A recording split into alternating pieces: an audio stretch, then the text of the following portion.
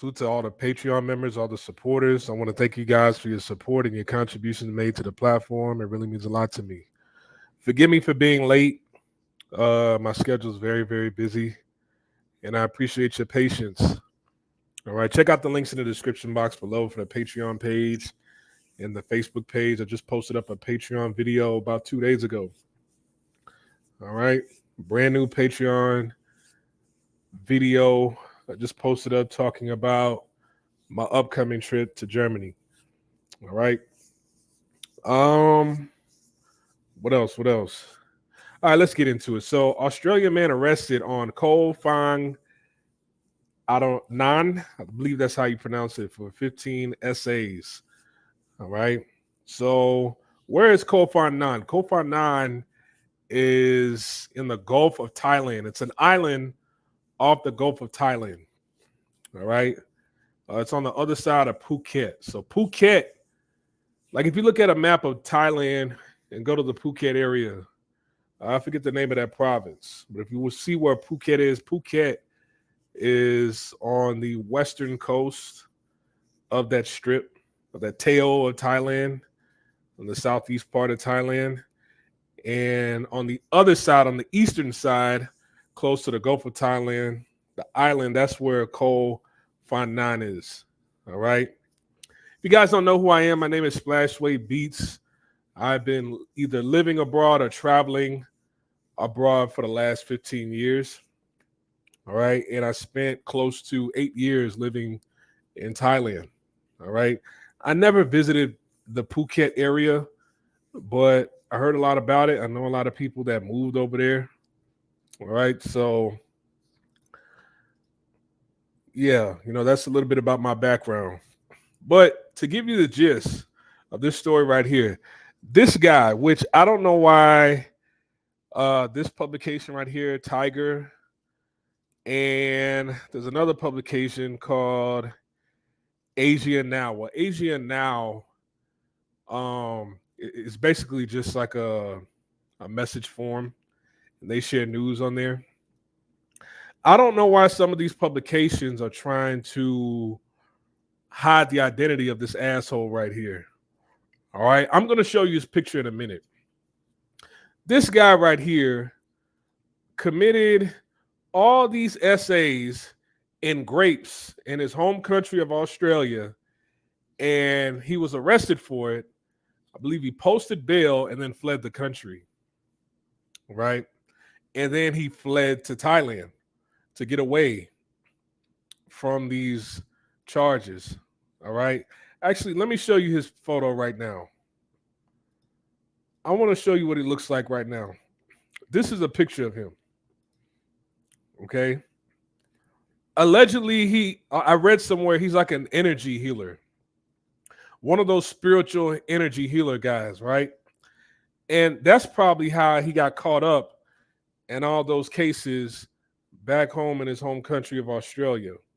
If you're not guilty, I don't think you would flee. But, even if, you're not guilty, if 15 women come out and say, hey, you did this, that, and the third, and they join forces, I'm pretty sure there's a possibility of you thinking like, hey, man, I'm finna go away, even if you're not guilty. You're going up against women here. But the charges stem from 15 different cases. There was grape in the charges, and I believe he's an energy healer. So that's probably how he got all these cases, doing this against his clients, probably. All right. I don't see any documents or paperwork online. I haven't found any of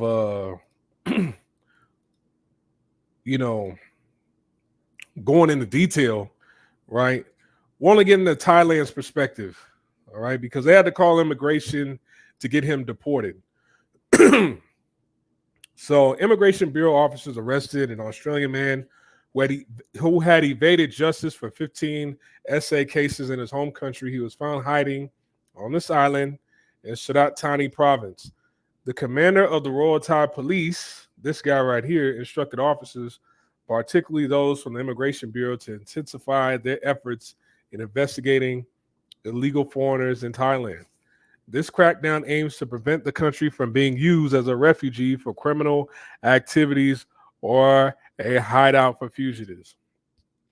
And that's the problem with Thailand. Thailand, they open their doors to anybody and everybody that comes in, but you know, for every foreigner that comes in and follows the laws, you know, supports local businesses, you know, enjoys the scenery, the food, the music, you always have somebody that comes in that's running away from a case that's above their head back home. In the past, Thailand has, I mean, they've arrested mob bosses, Yakuza bosses, you name it. And I was living in Thailand when they made these arrests in the past, when they found these mob bosses hiding out in the country of Thailand. So the Sadat Thani Province Immigration Office responded to the policy leading to multiple arrests of illegal foreigners in the province and its renowned island, Koh Phangan. As part of this ongoing operation, a recent arrest was made of a 62-year-old Australian man named Helio Tyang Richardson on September 12th. Immigration police found Richardson on the Interpol Blue Notice wanted list for a series of essays in Australia. Officers discovered that Richardson arrived in Thailand on June 16th this year and visited Koh Phangan. His visa expired on July 15th, 2024. So he had a 30-day visa. I guess Australians, America, they get a 30-day visa on arrival too. All right, so he just fled and didn't go through immigration or didn't go through the Thai immigration office in his city in Australia, wherever he lives at. He just fled and got a landed immigrant visa, which is 30 days. But he renewed it for travel purposes, extended its validity until August 14th. All right. Officers, and for those that don't know, when you enter in Thailand without a visa, they stamp you for 30 days. You can extend it for another 30 days. After that, you have to go. All right. You can only get one extension, and then it's like, hey, what are you going to do? And if you extend it again, you're going to have to leave the country and then come back in. Officers also found that Richardson planned to apply for a retirement visa to spend the rest of his life in Thailand. Immigration police arrested Richardson at a resort on the island yesterday. He will be charged with overstaying his visa in Thailand before being transferred to Australia for legal proceedings related to the SA cases. So, you know, he extended it once, and then the expiry date was August 14th, and they caught him September 12th. All right. So he was like almost 30 days extended his visa. When now, see, at one point in time before 2018, if you were 30 days over, you just paid a fee. And then if you were applying for an immigration visa, you could just pay however much it costs and they would give you the visa. Nowadays, if you go over, I don't think they're taking any more. I don't think they're taking any more like fines or fees anymore. They're not going to fine you anymore. They're just going to have you deported. So, you know, you getting deported, right? After 30 days, they're not going to allow you to get a retirement visa. They'll probably ban you for about a year or two, staying over that long. The Immigration Bureau urged anyone who witnesses illegal activities by foreigners or has useful information about legal foreign nationals to report it to the Bureau for the safety of both local and tourists. Other foreigners previously arrested under the operation include a British man who was illegally operating a beauty clinic on the island. All right, so a British man, I'm pretty sure this was a Caucasian male, right? He just uses money to open up a beauty clinic. And how are you allowed to open up a beauty clinic in Thailand? You have to go 50-50 with a Thai person. And I believe You have to register that business with the government of Thailand, or you could be married and just open up your own business because uh, naturally your wife is the other business partner. All right. Even if she's not even involved with the business, just naturally she is because you guys are married. A Canadian man who was illegally working as a masseuse, and found in possession of ecstasy for sale. A Russian Canadian man who overstayed his visa and was begging for food and money. I've seen that a lot. A French man who overstayed his visa and has set himself up as an Islamic religious leader. I've seen this before. A British man who was begging for money from locals to buy drugs. A British man who was illegally working as a tour guide. That's interesting.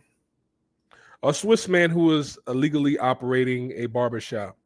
See this right here. I could somewhat sort of give a pass for that. I can respect his hustle, his entrepreneurship mindset. Everyone else, you pretty much know that, man, in order to open up a business, you have to register that business, and you have to have a Thai person has to be your business partner, whether it be your wife or just somebody random like your friend. All right. Most people don't want to do that because once I guess they feel, and I've seen this before, where they go into business with somebody Thai, and then they'll sabotage the business. They might lie on the foreigner, get them kicked out, and now that Thai person owns 100% of that business. So it's best to go in business with somebody that, like, if you're gonna do it, go into business with somebody that, like your wife, right? Somebody that who's in love with you. Y'all have kids, right? I remember one time I rented scooters. You can rent scooters and motorcycles. I think the biggest company in Bangkok that you can rent scooters and motorcycles from. I forget the name of it, but I rented from him before, and there's two different spots. He has two different locations with a bunch of bikes, right? And it's a British dude. It's him, his wife, and his wife's sister helps with the business also at another location. All right, so and it seems like he's been thriving, doing well.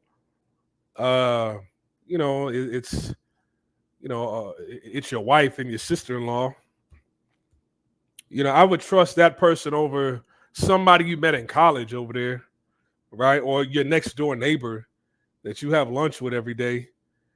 I think that's the only person you can trust to go into business with in Thailand would be your wife, right? This guy, he probably just set up a Facebook page, paid for advertisement. People, saw, okay, he's British, I'm British. I want to be guided by him. Tell us the real. So I'm not mad at that.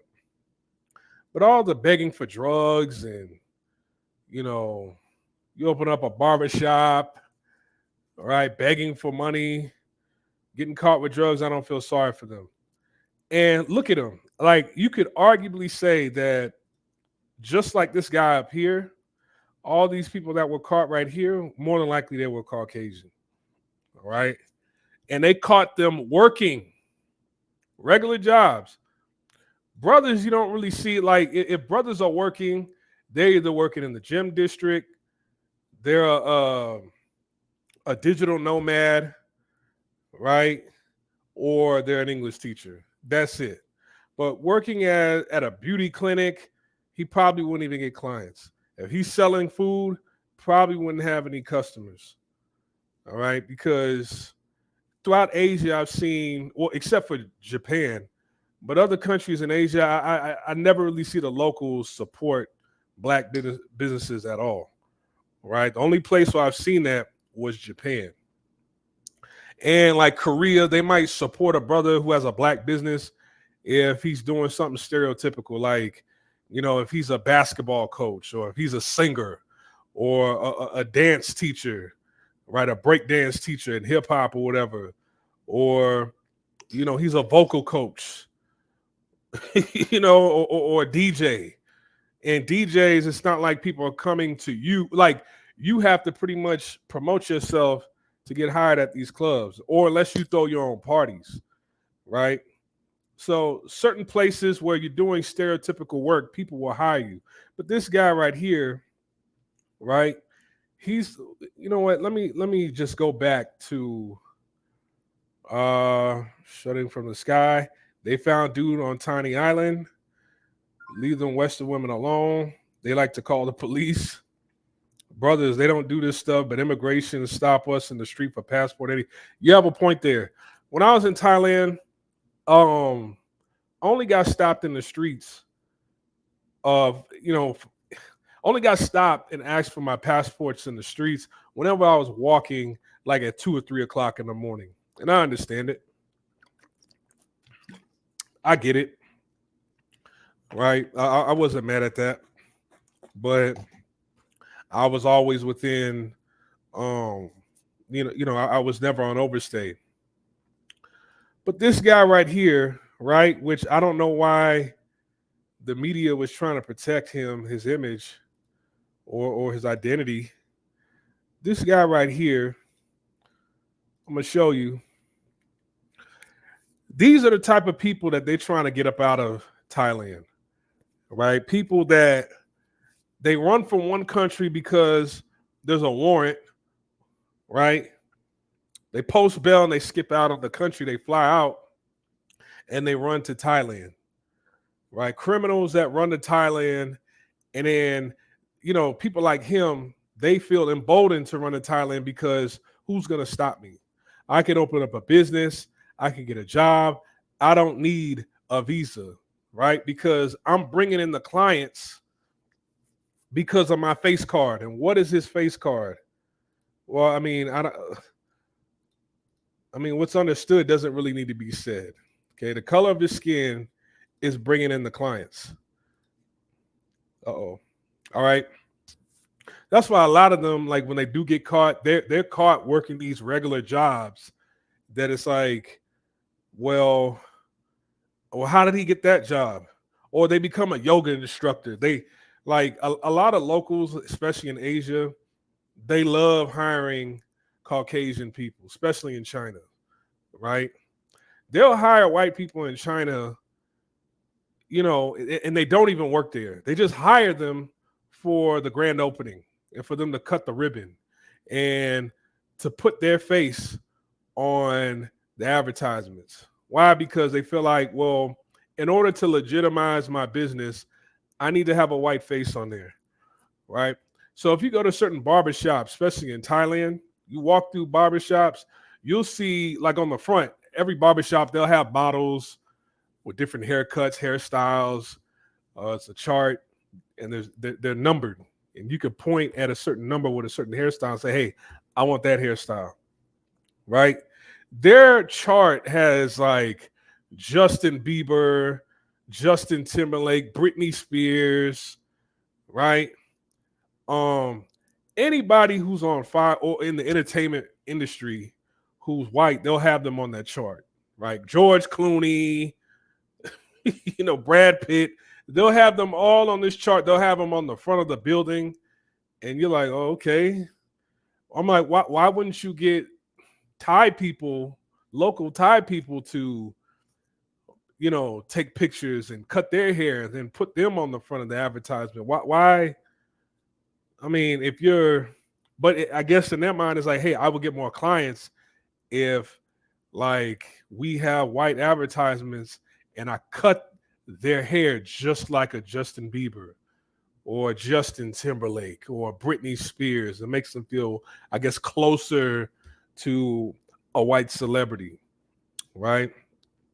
It's crazy. So guys like him, he can boldly catch a bunch of cases in his home country, enter into Thailand, and be like, all right, if I ain't got the money, I'll just get a job doing anything, right? Because they welcome them with open arms, and they'll tell the owner, like, hey, look, if you help me, I help you, all right? I can't really renew my visa. I'm in some trouble back home. I need this job, but with my face, I could bring you a lot of clients, which you'll make a lot of money. And they know this, right? They know. So they're just taking advantage of the opportunities that they have. And a lot of people agree with it. This guy, um, it's good that they caught him as fast as they did, because what would he have done if they caught him years later? You know what I'm saying? How many people would he have essayed in Thailand if they would have caught him like 3 years later? Right? What level of damage would he have caused if it took him a long time to catch him, or if they never did catch him? Right? See, brothers, man, as soon as you walk through immigration, right, and there's something on your record, they're gonna flag you. And there's nowhere you could hide. They caught him as if he was a black man, right? Within 30 days, because somebody black, it's like if you coming through with a limited amount of money, it's like, what are you gonna do to survive out there? What are you gonna do if you're not a digital nomad? If you're not making money on the internet, and you have to find ways to make money and to get a job, eventually you're gonna get caught. Right? You can't go into a massage parlor and say, hey, I have no skills, but I'm ambitious. I'm willing to learn.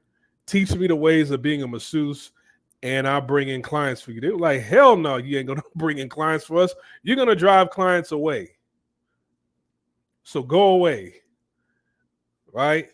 What else at the bottom of this article did they say? Somebody working at a beauty clinic, right?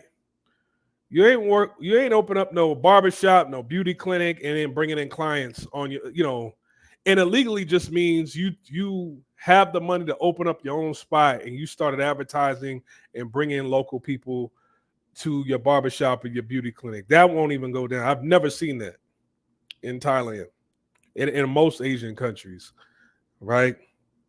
Most Asian countries, man, if a brother opens up a business, it's a grand opening and a grand closing. Even if it's food, you could post New Orleans cuisine, jambalaya, gumbo, freeze cups. They don't care. It could be the best shit they've ever tasted in their life. They're like, nah. No, we're not supporting that. Right? You begging for money? Oh, you're going to be arrested on the spot. Begging for money to buy drugs? You're going to be arrested on the spot.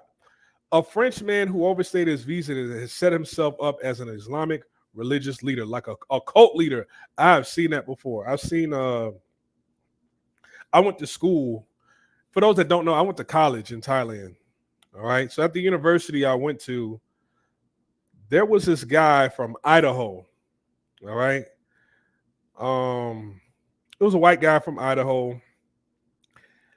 I didn't notice it the first time I met him, but around the second and third time I met him, I noticed there was something off about his hand, right? And then he would walk with a limp. So I'm like, oh, okay, it must be something he was born with, right?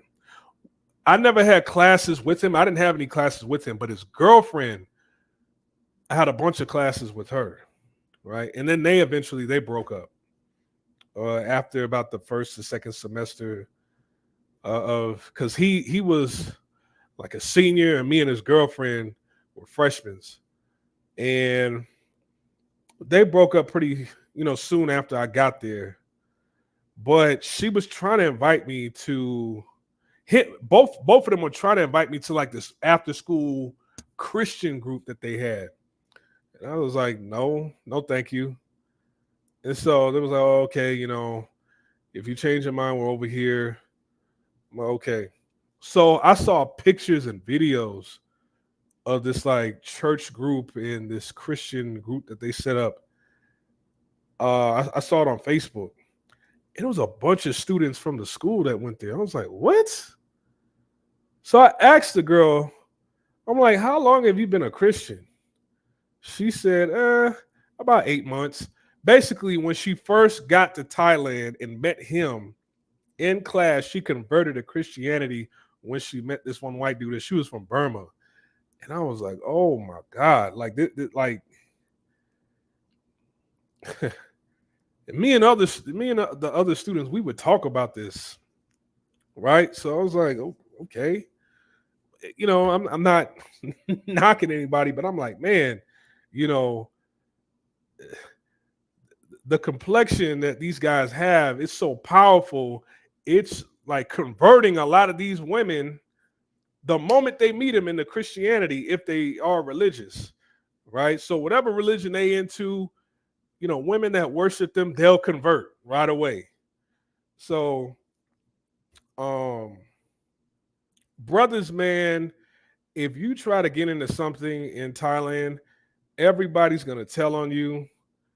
Nobody's gonna support whatever it is that you're doing. Everybody's gonna tell on you. But guys like him, they can damn near do whatever it is that they want. I remember,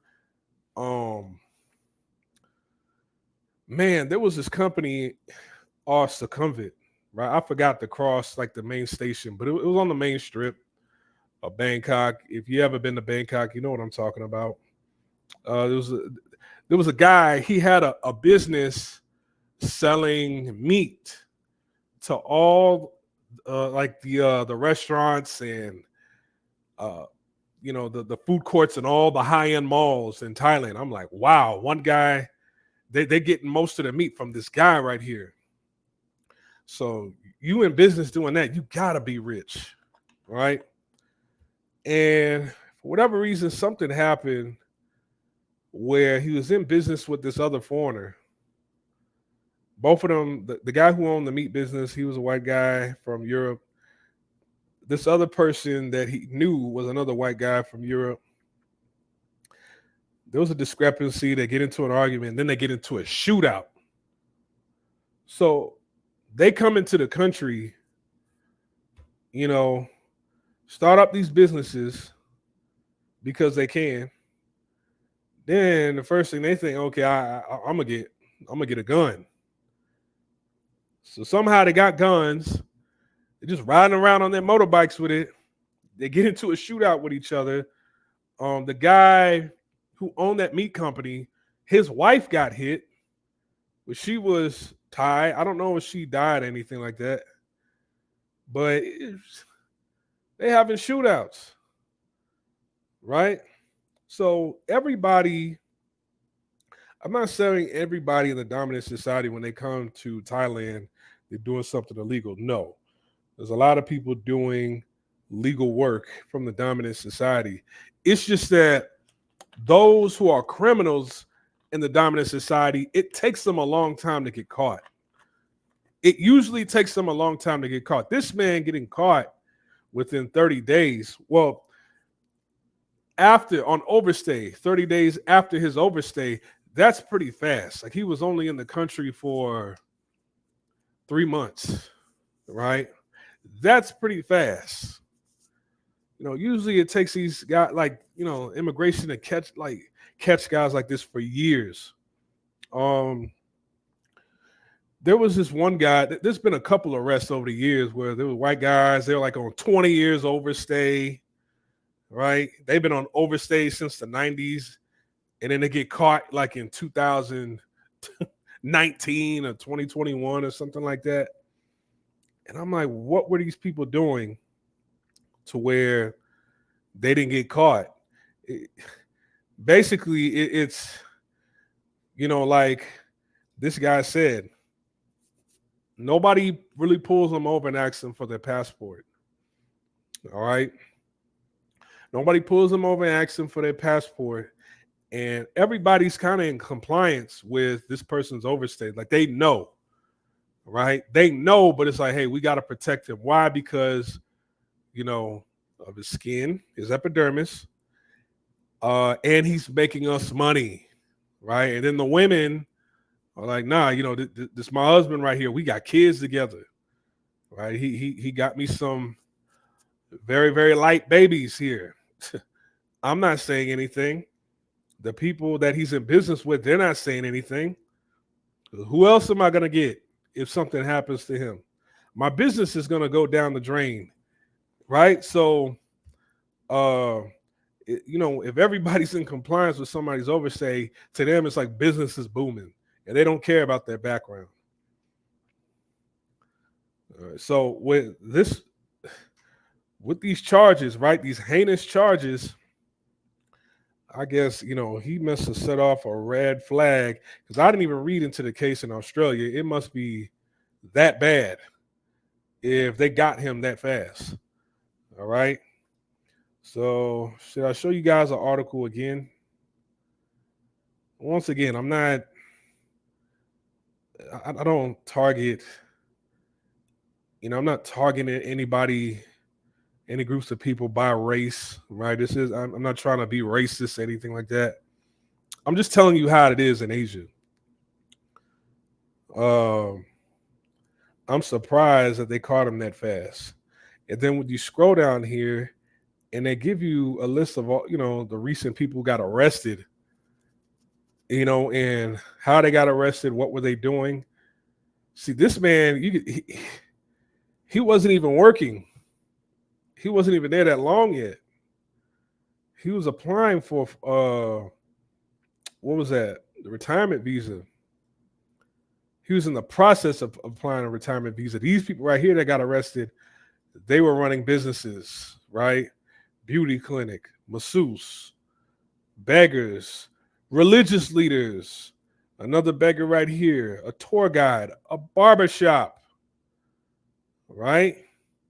Brothers, like, they don't get arrested because, oh man, this brother got arrested right here after 10 years of working in the entertainment, well, not entertainment, but in as a news broadcaster, right? No.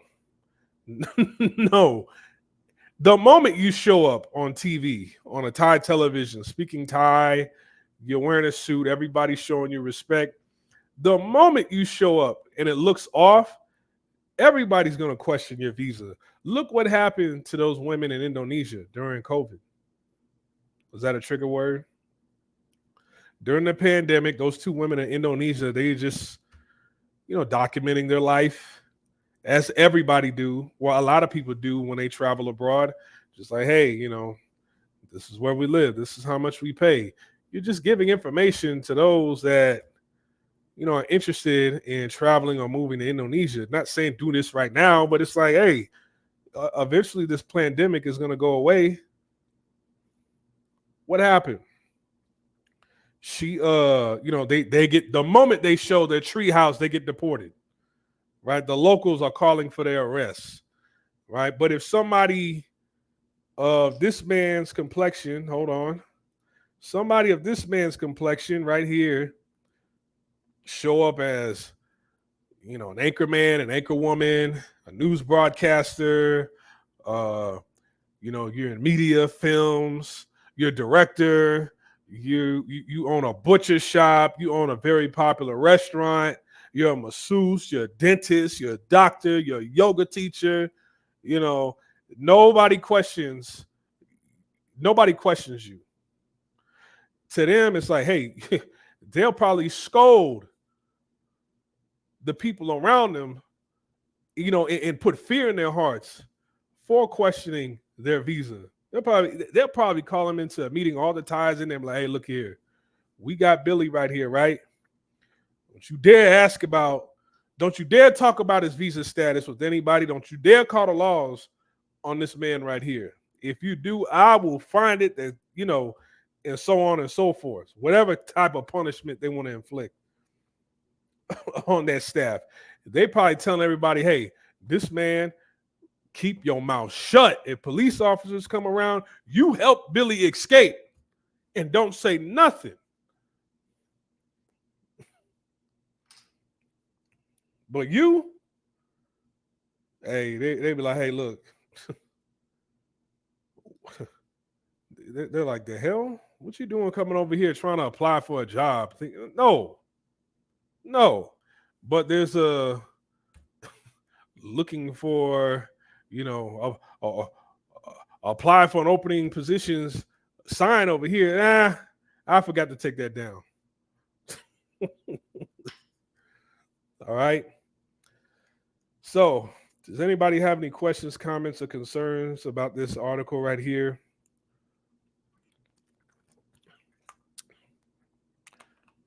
Leave it in the comment section below. Check out the links for the Patreon page, the Facebook page. Yep. Went to Japan after spending 3 months in Thailand. Right away, Japanese immigration checked me for drug. I've been hearing that about Japanese police officers and immigration aggressively just pulling over black people. They've been doing that for about the last. They've been doing that for the last, I want to say like 7 years. I want to say for like 7 years, they've been aggressively just pulling over brothers, checking their passports, their paperwork, checking their pockets for like the last 7 years. Like if you got dreads, they pulling you right over. I'm like, whoop, whoop, nope. And people show up in the group chat like, hey, it's the third time this month they pulled me over. Yeah, I've seen that. Yep. Let the Thai people go free. So I'm just here to bang you. Yeah. So I'm just here to bang your women. Yeah. I mean, they calling for it now. Right? That's crazy. I feel for you. You know, I wasn't even in Japan that long. This is 2020. New Year's 2020. I wasn't even there that long. Nobody pulled me over, but going through customs in at the airport, that was weird. Going through customs was kind of weird. So, but all right. I'm over and I'm out. You guys take care. Stay safe. And I will come back with another live stream here shortly. So stick around. Peace. Hit the like button.